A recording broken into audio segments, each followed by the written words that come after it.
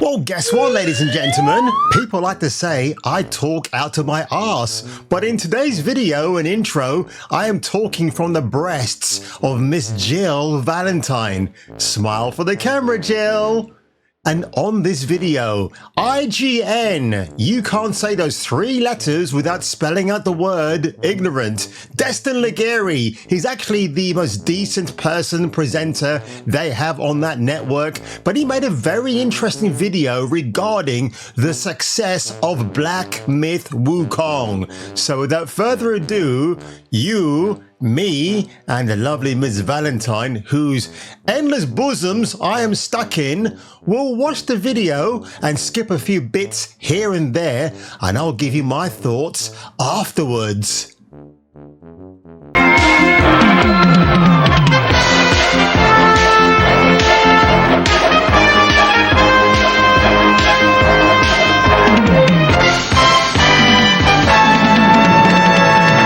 Why am I seeing these really weird game ads on here? Give me some pretty girls, man. Come on. We need to talk. Okay, this is a very dramatic title from Destin. Let's just go back to that for a second. Black Myth Wukong will change the game industry. Oh, look at that. Tell your woke co-workers at IGN to stop being activists. And what's the reply? Get this to top comment, please.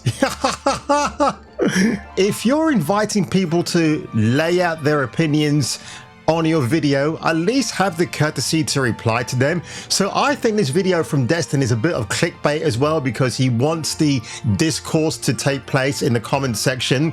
So John17M63 said they focused on making a game instead of going through a checklist. Pretty simple. Tell your woke co-workers at IGN to stop being activists. Absolutely. Get this to the top comment, please. Well, I've left a comment right here, which just simply says, "Hey Destin, guess you and Rebecca Valentine aren't on speaking terms?"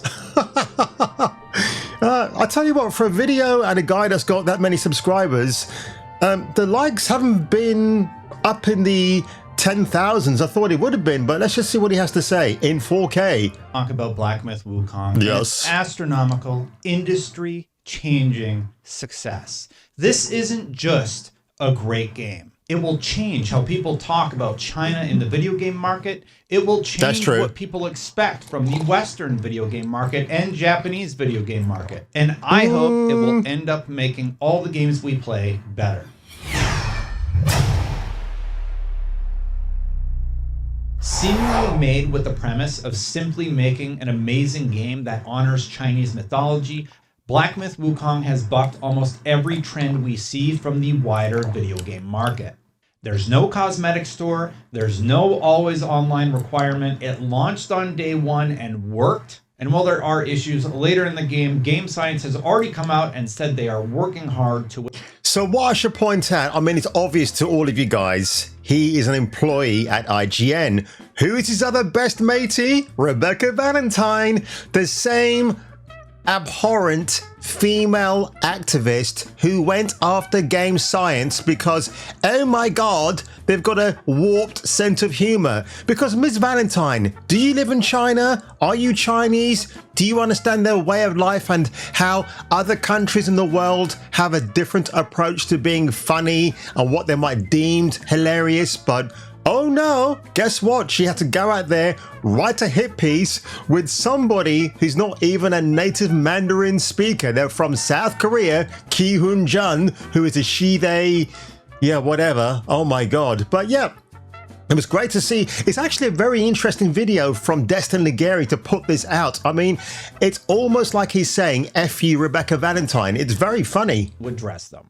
All of that said, I wanted to talk about why Black Myth Wukong is one of the most important games to hit the video game industry since Baldur's Gate 3. It is yet another wake-up call for an industry focused on profit margins while turning a blind eye to what gamers are begging for. First, let's talk about where Black Myth Wukong started and where it landed today. Yeah, what gamers are begging for is simply a single-player experience, not this online dog shit. Again, back in my day, When I would go into my local game shop in Croydon in the Whitgift Centre, you pick up a game and it's like, oh, they got free DLC coming soon, or it comes with free DLC already. None of this, you've got to be online to play the game. That's why I never played Monster Hunter World, because I didn't realize at the time, and it's from Capcom, of course, you had to be online. I thought that's just taking the experience away from me. I don't want to be online all the time. So again, you know, if China is embracing this offline only mode and no cosmetics, no microtransactions, by all means. I mean, again, China's just done a very clever thing where they've seen an exploit in the Western video game market and they've just gone for it. And I don't blame them. That's what business is all about. It's not about making friends or enemies. You're going to get enemies regardless anyway. So carry on. What did it look like pre-launch? Was there an indication this would be a success? What happened at launch? How much of an impact did the Chinese market have? And what does it mean going forward for the entire industry? A lot of this references reports from Daniel Ahmad at Nico Partners, and I have linked sources in the description below. Let's take a look at how Black Myth Wukong entered the conversation and why it will be an industry-changing game for years to come. Let's go back 4 years to when the first Black Myth Wukong trailer was released. Which I reacted to, by the way, which I'll leave at the end of this video.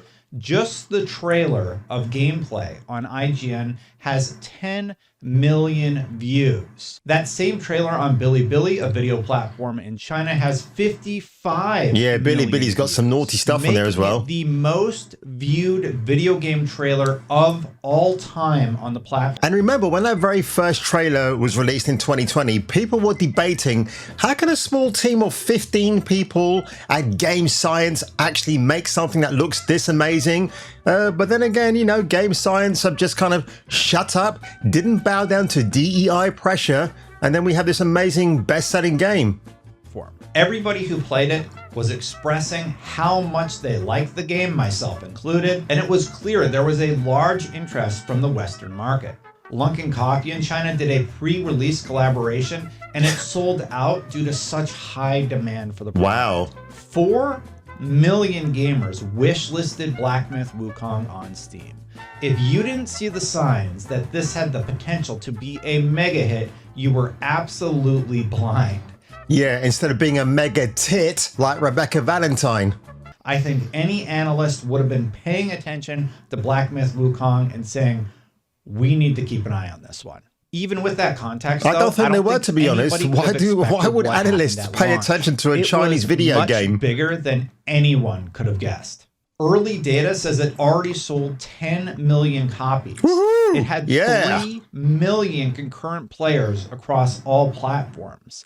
It dethroned games like Pal World, Counter-Strike, Dota, Pal World, the Nintendo rip-off game, the Pokemon rip-off. The number 2 spot in terms of concurrence. Look at that, that's amazing. It was profitable in the first day with 450 million in gross revenue over its first 3 days, according to Daniel Ahmad. It helped push Steam to the largest concurrent count ever of 37 million concurrent users. Holy shit. For 5% of its overall traffic that day. It is the #1 game on Twitch. That's for Rebecca Valentine, not you, Destin. Physical editions, when made available on JD.com, sold out in seconds. That's right, seconds. In China, on Weibo, 1.7 billion people viewed Black Myth Wukong content, with over $1 million in tips given to people streaming the game. Damn! The game even made the China national news. On launch day, 97% of the reviews were positive, and it's holding at 95.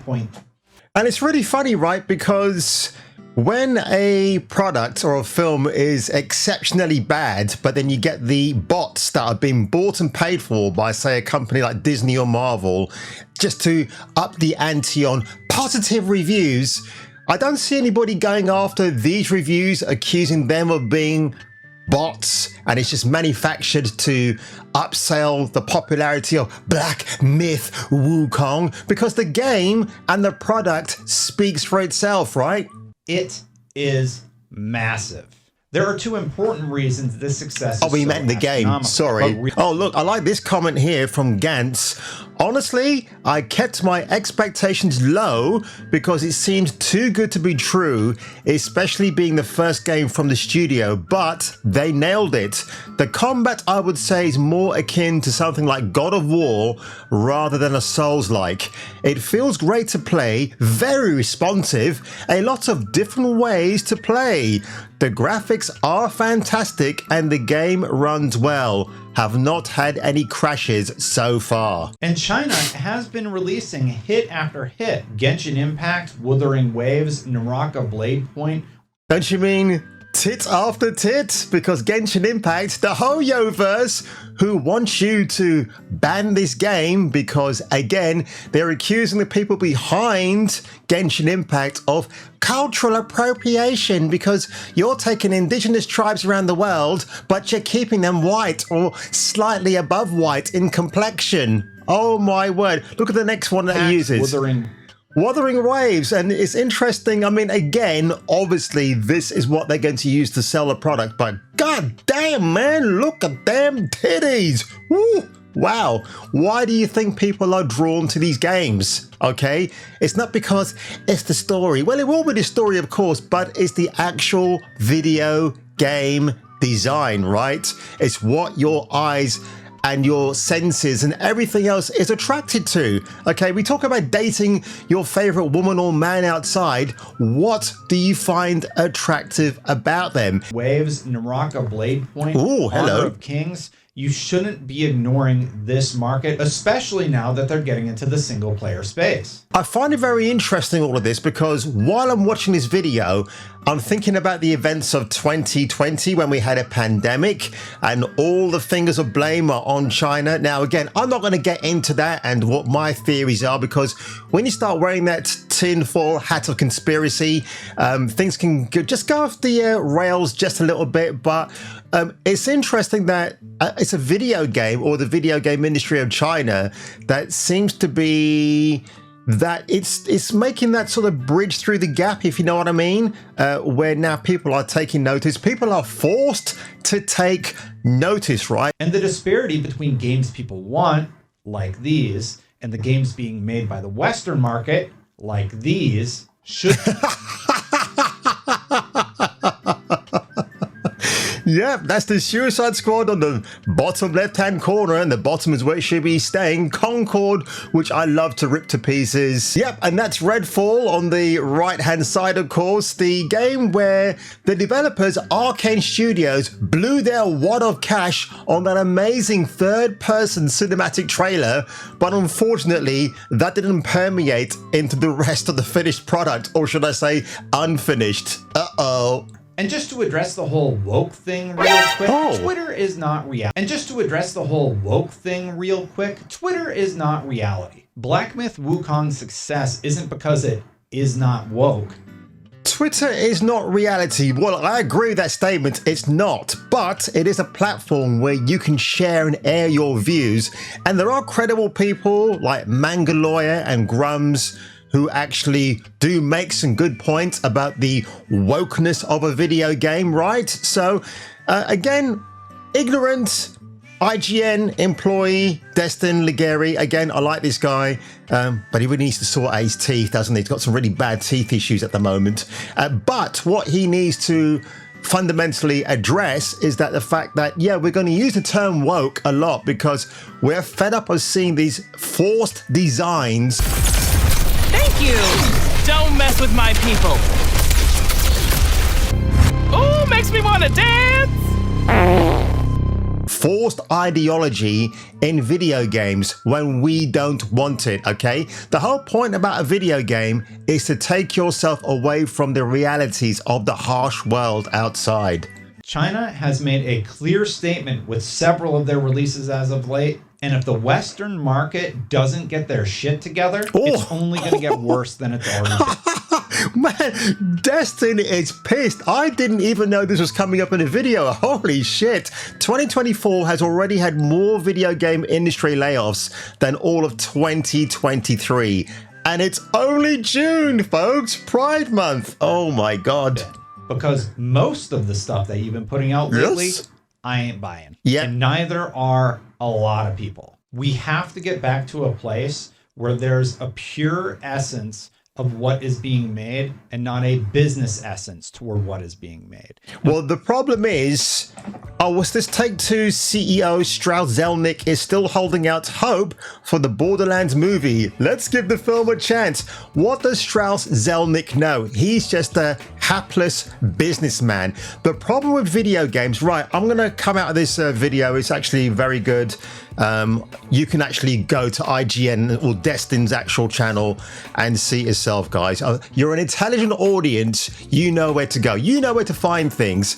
But I will say this video just took me by surprise this morning. I didn't expect such a thing to be released from Destin Legarie. Quite clearly, he's just waving a big middle finger to Rebecca Valentine and her insipid article about game science, the people behind Black Myth Wukong. In fact, I would even argue that her activism to get the studio banned, not to purchase the game, escalated its sales twofold, right? You've got to say there was some influence. She works for IGN. IGN does have some push. It does have influence in how things churn out. But at the end of the day, folks, it is you and me who take more of an interest in these type of video games. Again, look, I've said this before many times on my channel, folks. China, is it a great country? Well, listen, I'm not even going to get into that. And again, if I'm going to buy Black Myth Wukong at some point, I'm going to get it on Steam actually to begin with. Look, if they're making great products, I am genuinely interested. It's like Kevin Spacey. Yes, the man has done allegedly bad things off screen, but it doesn't stop me from enjoying the movies he's made as an actor, because Kevin Spacey is a fantastic actor. You have no brain. And that's going to be the same for anybody in the public eye that you like. You don't know what they get up to behind closed doors. But if you're consuming their product, then I guess you have to make that decision whether you want to still invest in that person or the product or not. So when it comes to China, one thing I'm certainly going to do is to look at their output of TV and films a bit more, and especially video games, because honestly, China has seen that gap in the market that the Western video game industry has just purposefully destroyed on purpose. Yes, I've just used that P word twice in the same sentence. But guess what, folks? I'm on a roll today, and like a runaway train, you can't stop me. But I'll say this much. The last great Western video game we had here, I'm going to say like AAA would maybe be Doom Eternal. Not a big fan of that game. I prefer Doom 2016 because Doom Eternal had too many city platforming elements which I did not like. It actually took me out of the game. Doom the Dark Ages, is that going to still double down on what Doom Eternal did? I hope it doesn't, but I got a funny feeling it might do. So again, that might ruin my expectation of the game. Space Marines 2 is coming out next week. I don't have any interest in it at all. Again, they're pushing a little bit of cringy diversity into that all-white universe. Interesting video. I mean, Destin Legarie obviously doesn't, he's distancing himself clearly from Rebecca Valentine. Again, her credible journalism about game science being toxic individuals against women, and yeah, they don't want women in their games, despite the fact there is a female baddie in Black Myth Wukong, but apparently according to according to what she said, that's not the case. And Mr. Saltzman, the reviewer for BMW, he was saying, oh, by the way, you know, I had to stop the game, pause it in between and go online to see who this person was. But in the game itself, there is a picturesque book that tells you about the god you're about to fight. So what's the man talking about? Oh my goodness me. You really cannot say ignorant without spelling out IGN, can you, folks? And yes, I took a shower today. I had to take a deep breath, climb into the bathtub and turn that shower on, and it felt so good because at the moment my legs are still pretty weak. I'm taking turmeric and other solutions to get my body back to normal again. I can feel some changes, but it's going to be a long while before I get there. But something that will never change, folks, is my enduring love for AI females with massive knockers and you people commenting on my creations. Well, what do you know? It's still warm. And she's still very frisky. What a naughty little Nikkei goddess this woman is. You gotta love the Japanese, don't you? I certainly do. And don't worry, South Koreans, I've got your back as well. But if you enjoy this video today and the curvaceous, mountainous regions of fun bags that I worship so much, make sure you give this video a like. Make sure you subscribe. And if I were you, and if you were me, and if you were, well, her and her two friends, you should come back for the next video. Ah, so.